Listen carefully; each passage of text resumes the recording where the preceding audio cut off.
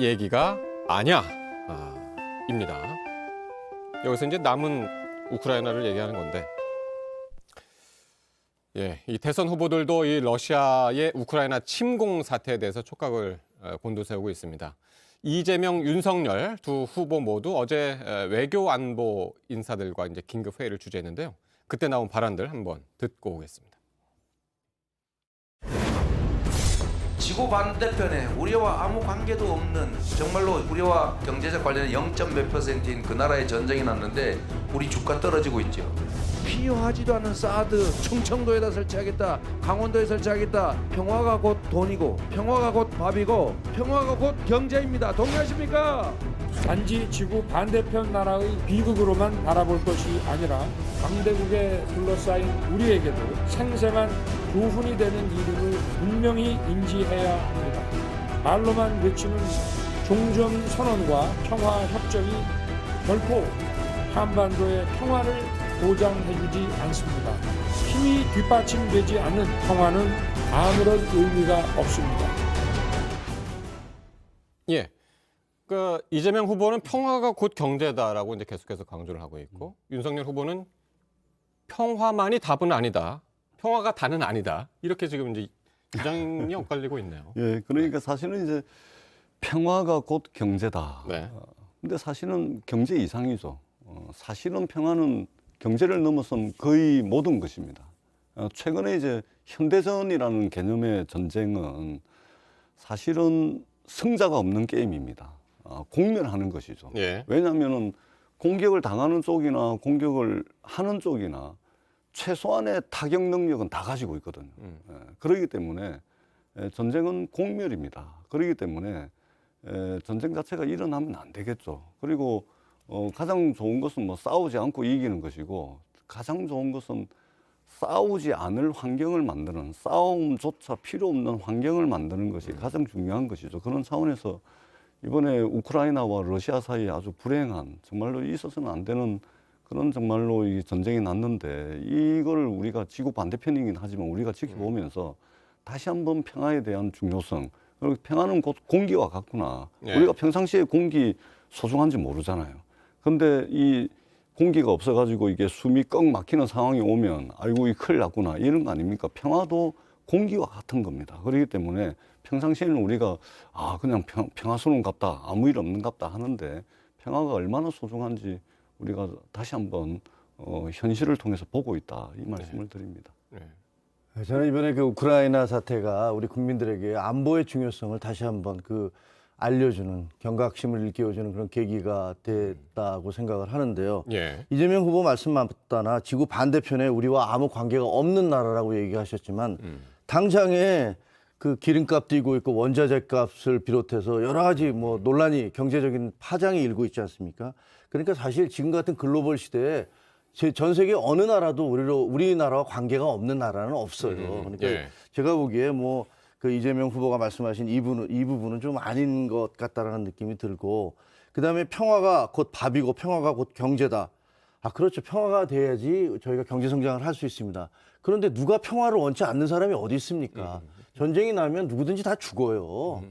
더구나 현대전에 있어서는 이렇게 무기가 초고도로 발전한 상황에서는 바보가 아닌 다음에 전쟁을 원하는 사람이 없습니다.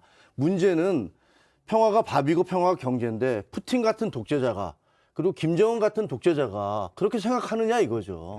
전혀 그렇지 않고, 이들에게는 어떻게 해서든지 다른 나라를 점령하고 침략하고 이러는 것들을 아무렇지도 않게 생각하는 사람들인데, 이런 사람들에게 평화를 아무리 나는 평화를 원합니다, 평화롭게 살고 싶어요 라고 얘기한다고 해도 그것이 먹히지 않는다는 거고요.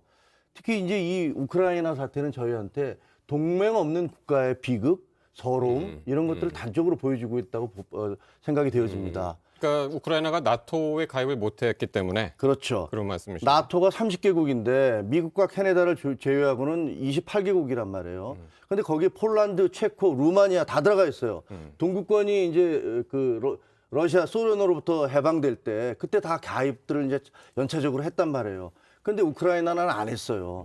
안 하고 있다가 이 나토에는 자동 개입 조항이 있어서 이 30개국 중에서 어떤 한 개국이 다른 나라로부터 공격을 받으면 함께 움직인다라는 게 있단 말이에요. 만약에 우크라이나가 나토에 가입이 돼 있었다면 러시아가 절대로 공격할 수가 없죠. 예. 그런데 그게 안 되니까 지금 저렇게 마구 밀고 들어오는 건데 그 저게 그냥 단순하게 우크라이나 사태로만 볼 수 없는 게 당장 지금 저희는 대만이라든가 그 중국 그렇죠? 예. 중국과 대만과의 관계 그리고 남북과의 관계가 있단 말이에요.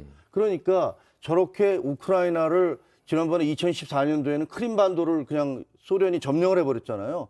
그러고 나서 이제는 수도까지 지금 진격을 하고 있는 거란 말이에요. 예. 그러니까 저런 상태를 보면서 다른 독재 국가들이 어떻게 생각하겠어요? 야, 우리가 침공을 해도 가만히 있는구나. 이런 잘못된 사인을 줄 수도 있기 때문에 사실은 우리는 굉장히 이 사태를 중요하게 바라봐야 되고 물론 저희는 만약에 북한이 남침을 한다 하더라도 한미 상호 방위 조약이 있기 때문에 미국이 자동 개입하도록 돼 있어요. 그러니까 좀 다르긴 하겠지만 그래서 저는 이번 사태를 보면서 자꾸만 한미 동맹이 별게 아니다. 뭐 우리가 뭐 이렇게 얘기하면 안 된다는 거죠. 예. 동맹을 맺어야 되고 동맹 국가들과 함께 적에 대비해야 된다. 그러니까 전쟁을 대비하지 않으면 평화를 잃게 된다라는 그런 교훈을 우리는 다시 한번 되새겨야 된다 이렇게 생각합니다. 그래서 문재인 정부에서 이제 한미 동맹은 숨소리까지도 공유하고 있다라고 할 정도로 이제 한미 동맹을 우위에 두고 굳건한 안보 체제를 꾸려왔다 이렇게 말씀을 드리고 그리고 역대 이제 정부에서 보면 이제 보수 정권 그러니까 국민의힘이 집권했을 때 그러니까 북한하고 교전을 그동안 한 30번 정도 했거든요. 한 30여 차례 정도 북한과 교전을 했는데 그중에 보수 정권이 집권해 있을 때 거의 대부분 교전이 다 이루어졌습니다. 예. 그러니까 민주당이 집권했을 때 딱 한 번 교전이 있었고 특히 이제 가장 최근에 천안함 있지 않습니까? 천안함 같은 경우는 이명박 정부 때 천안함 피격이 폭침이 있었죠. 그러니까 이게 그동안 한국 현대사에서 보게 되면 결국은 맨날 호전적이고 이게 전투적이고 또는 이 긴장을 고조시키는 이런 발언들을 쭉 해왔고 이전에는 또 북풍 휴전선 근처에서 총을 쏴달라 이래가지고 선거에서 정치적 이득을 봐왔던 세력이 국민의힘인데 예. 그런데 실상 보게 되면 안보에 가장 취약하고 무능한 정권이 지난 역사 속에서 드러나는 것이죠.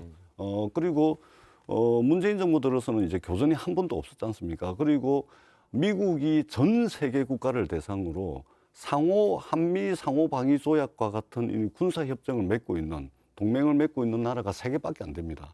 그러니까 이제 한국, 일본, 호주 요 정도 3개밖에 안 되거든요. 그만큼 미국도 한국과의 어떤 군사적 차원에서 동맹을 굉장히 중요시하고 있고 우리도 지금 한미 이제 상호 방위 조약에 의해 가지고 자동으로 개입을 하게 되어 있습니다. 굳건한 한미 동맹 위에서 나라의 이익, 국익을 최대한 우선시하는 이런 이제 한미 동맹 위에 다자 외교 이것을 굳건하게 이제 추진해왔다. 조금 전에 이 이제 말씀을 이재명 드립니다. 후보 그 얘기 들었습니다만 거기 이제 평화가 곧 밥이고 평화가 곧 경제다. 이 평화를 계속 강조하는 게 일단 어떤 분석이냐면 이재명 후보가 지금 이 우크라이나 사태와 이를 계기로 해서 이걸 이제 전쟁과 평화 구도로 가져가려는 것이다.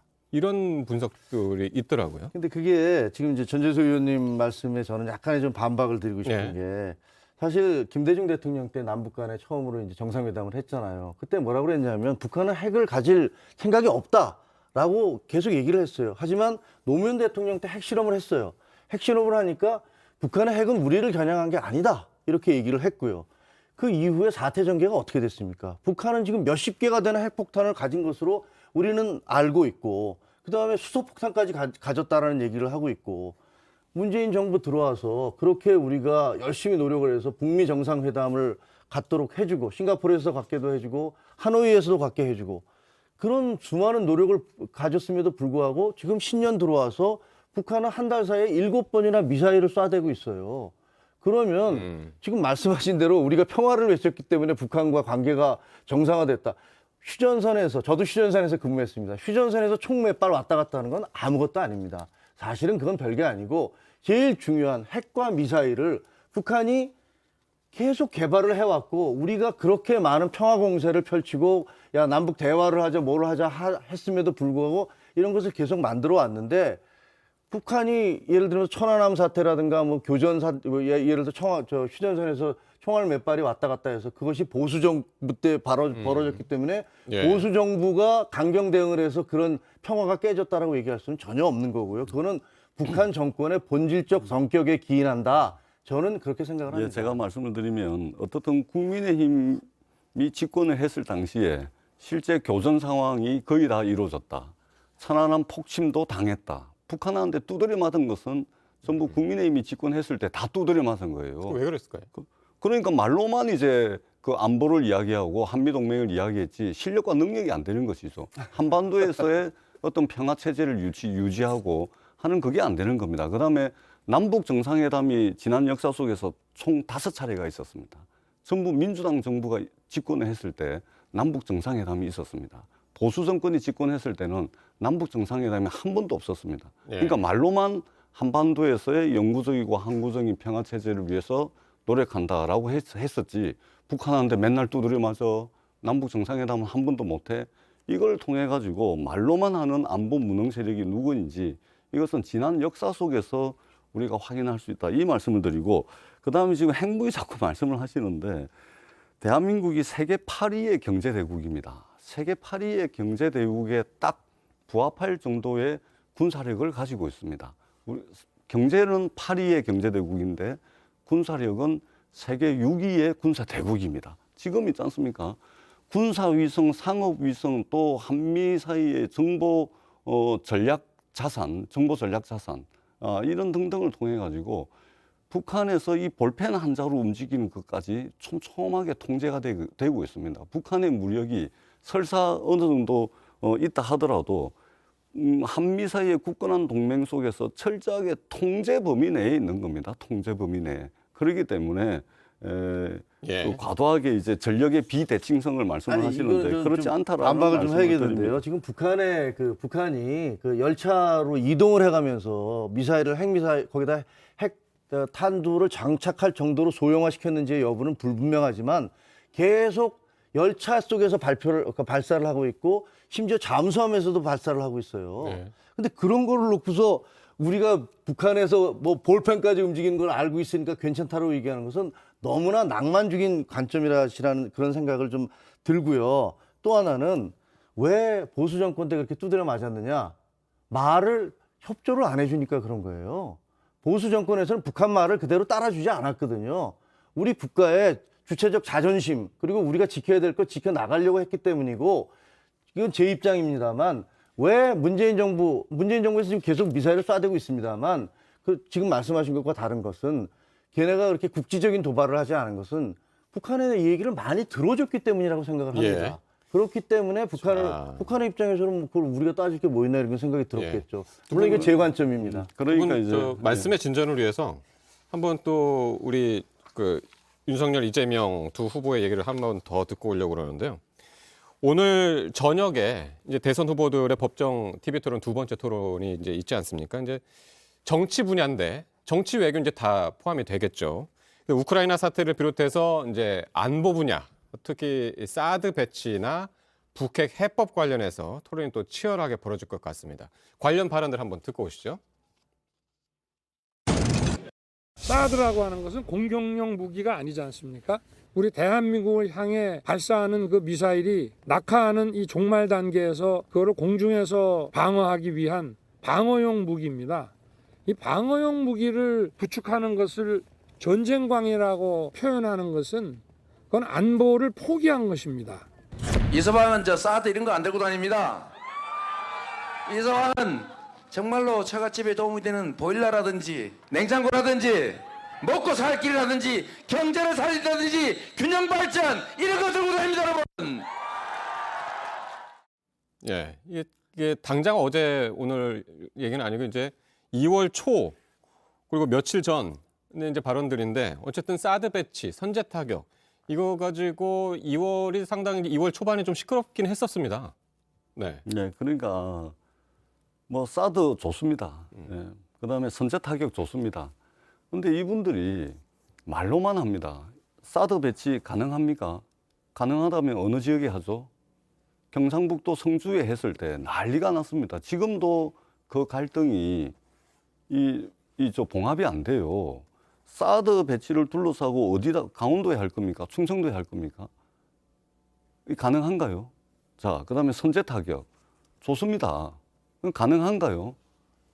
아니 미사일 한 발, 총 한 발 쏘려면 우리는 전시작전권이 지금 미국에 가 있습니다. 미국에 총 한 발 못 쏩니다. 가능한가요? 그러니까 가능하지도 않은 이야기를 말로만 가지고서 일국의 대통령이 되겠다고 하는 분이 이렇게 긴장을 고조시키고 무책임한 이야기를 한 겁니다. 불가능한 거잖아요. 아니 전시작전 지휘권도 없는 대통령이 선제 타격이 가능하지도 않습니다. 불가능한 이야기를 하고 있고 또 사드는 어느 지역에 할 건가? 그 지역이 가만히 받겠습니까? 그리고 지금 우리가 경상북도 성주에 사드가 1개 포대가 들어와 있거든요. 이게 1개 포대 설치 비용이 1조 5천억입니다. 그다음에 설치만 하고 끝나는 것이 아니고 운용을 해야 되는데 예. 1년에 운용 비용만 600억이 들어갑니다. 예. 어떻게 할 겁니까? 그리고 지금 배치되어 있는 사드는 미국 정부가 대한민국 정부의 동의를 받아서 미군이 들여와가지고 미군이 운용하는 겁니다. 그러니까 한반도로 방어하는 것이 아니고 미국이 한국 정부의 동의를 얻을 때 한국에 파병되어 있는 미군을 보호하기 위해서 사드를 배치할 테니 동의를 해달라. 그래서 동의를 한 겁니다. 그러니까 이거는 한반도 평화를 지키고 이런 것이 아니고 미군을 보호하기 위한 용으로 미군이 들여와서 운용하고 있다. 이 의원께서 지금 말씀을 계속 전혀 저한테 불가능한 이야기를 지금 하고 있는 거예요. 저를 말로만 이런 식으로 안보 불안을 부추기고 예. 이러면 안 되는 것이죠. 사드 배치하고 선제 타격 가능하냐고 계속 근데 물어보시는데 이거는 그 사실관계에 대해서 제가 좀 말씀을 드려야 될 것 같은데, 첫째, 사드가 아니라 사드 할아버지라도 저희가 국가를 지키기 위해서라면 들여와야 됩니다. 그리고 국민들이 온 국민이 반대를 해도 심지어는 어디라도 배치할 수 있어야 됩니다. 그게 국가 지도자가 해야 될 일이에요. 국민들이 반대하니까 전쟁에 나서 막을 수 있는 방어 무기를 우리가 들어올 수 없다라고 얘기하면 그건 국가 지도자가 할 일이 아니고요. 예. 두 번째, 선제 타격이라는 것은 원래 우리의 킬체인에 북한이 전쟁 준비를 마치고 핵미사일을 발사하려고 할 때 일단 핵미사일이 여기 넘어오면 우린 끝나는 거잖아요. 그러면 그것을 어떻게 할 것이냐? 그럼 킬체인을 가동해서 선제 타격을 할 수밖에 없는 거예요. 이게 서지컬 스트라이크나 프리엠티브 공격을 하는 게 아니잖아요. 예방적 공격을 하는 게 아니라 바로 저쪽에서 핵미사일을 쏘려고 하는데 저게 넘어오면 우리는 초토화돼 버리기 때문에 전쟁이 끝나버리기 때문에 그렇다면 우리는 공격을 할 수밖에 없다라는 건 킬체인에 나오는 것이고 당연히 해야 되는 거죠. 근데 그것을 마치 그렇게 얘기했다고 하니까 야 미리 공격을 해서 전쟁을 일으키려고 한다. 그 얘기가 아니란 말이에요. 저쪽에서 핵미사일을 쏘려고 할 때 질문도 그때 그랬어요. 예. 그런 내용이니까 이건 사실이 아니고 또 하나는 아까 1조 5천억 얘기하시는데 문재인 정부 5년간 그 일자리에 쓴 예산이 100조 가까이 돼요. 근데 실제로 일자리가 생겨났습니까? 그 4대강에다가 22조를 쏟아 부었다고 얼마나 비판을 하셨어요. 근데 그때는 일자리라도 만들었습니다. 그런데 실제로 문재인 정부에서 일자리 만든다고 일자리 상황판까지 했지만 그렇게 많은 예산을 쏟아 붓고도 일자리 만들어내지 못했는데 지금 예를 들어 국가 안보 관련해서 1조 5천억이니까 문제가 있다는 것은 그거는 좀 비교가 안 되는 것 같고요. 지금 두 분이 얘기했던 거 하나는 지난 1일 날 얘기한 거고 윤석열 후보가 얘기했던 거 그다음에 이재명 후보가 했던 건 지난 23일입니다. 이것은 둘 다 우리가 지금 우크라이나 사태가 터지기 이전의 일이었어요.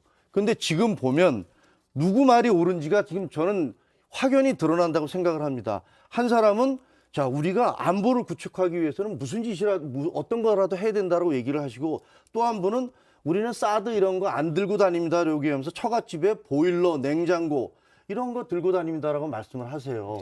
말씀은 좋은데 좋습니다. 누가 평화 원하지 않는 사람이 어디 있겠습니까? 근데 지금 우크라이나가 저렇게 침략을 당하고 그냥 파죽지세로 나라가 무너져가는 저 모습을 보면 도대체 국가 안보라는 게 뭔가 우리가 왜 안보에다가 어떻게 보면 그 먹지도 못하고 쓸데없는 무기에다 왜 자꾸 우리가 투자를 하고 나라를 막으려고 하는가 이런 게 두 후보의 가치관, 안보관 이러는 것이 이것이 분명히 대비된다. 저는 이렇게 생각을 합니다. 네, 지난 7분의 대통령을 배출을 했는데 그 7분의 대통령을 통해서 안보에 누가 유능했는지 이것은 팩트로서 확인 가능한 겁니다. 지난 역사적 경험을 통해서 확인 가능하다는 말씀을 드리고요.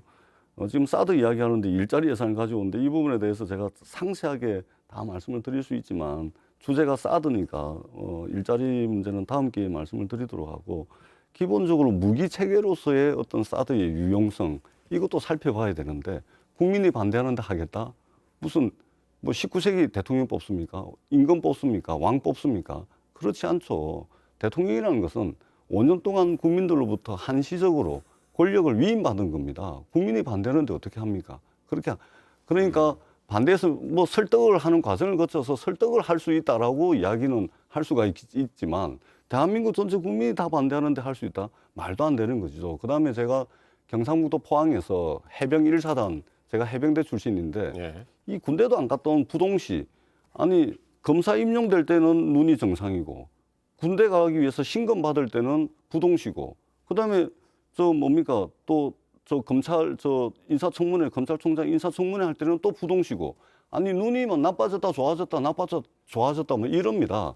이것에 대해서도 지금 정보 공개를 하라 그러는데 저는 기본적으로 이 이재명 후보도 군대를 안 갔다 왔는데 근데 적어도 군대에 안 갔다 온 사람이 이런 식으로 호전적인 발언하면 안 돼요. 네. 해병대 제대한 저 같은 사람들이 볼 때 웃기는 이야기입니다.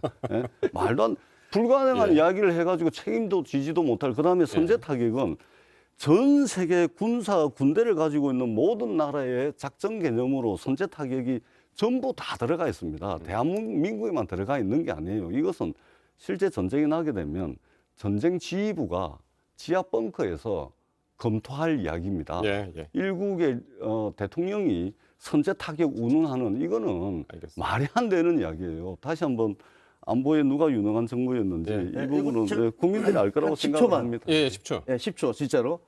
다 맞는 말씀이고. 자, 근데 그 노무현 대통령은 한미 FTA를 자기 지지자들조차 반대하는데 그것이 필요하다라고 해서 밀어붙였고 그다음에 제주도 해군 기지도 그렇게 지지자들이 반대하는데도 그걸 강행을 예. 했습니다. 그리고 평가받고 아니, 있습니다. 아니, 예. 노무현 대통령이 아니, 그래서 10초 하겠어요. 그렇게 죽으라고 악담을 퍼붓고 했던 분들이 자기들 필요해서 노무현 대통령을 그렇게 끌어다 쓰지 마세요. 그거는 사실관계를 말이 안 말씀드린 되는 겁니다. 거니까 말이 안 되는 그런 거예요. 평가를 하실 건 그러니까 유리하다고 끌어 쓰지는 마세요. 지금 두 분이 정말 아니 열심히 끌었을 토론을 때 하셨는데 끌어서야지. 아니 오늘- 노무현 대통령 계실 네. 때 길 가다 자빠져도 노무현 때문이라고 그렇게 악담과 저주와 분노를 네. 쏟아부었던 사람들이 진보 FTA라도 진영에서 많이 그렇게 말씀하셨잖아요. 그러니까 안보의 FTA라도 수치라고 하신 게 누구예요? 그러니까 진보 진영이 그렇게 안 하셨나요? 제가 말씀드리고 있습니다. 그러니까 이 자기네들 유리할 때 그렇게 퍼부었던 그거는 기본적인 예의가 아닙니다. 그렇게 하시면 안 된다. 이 말씀 다시 드리도록 네. 하겠습니다. 잠깐만 노무현 대통령에 대해서는 그러면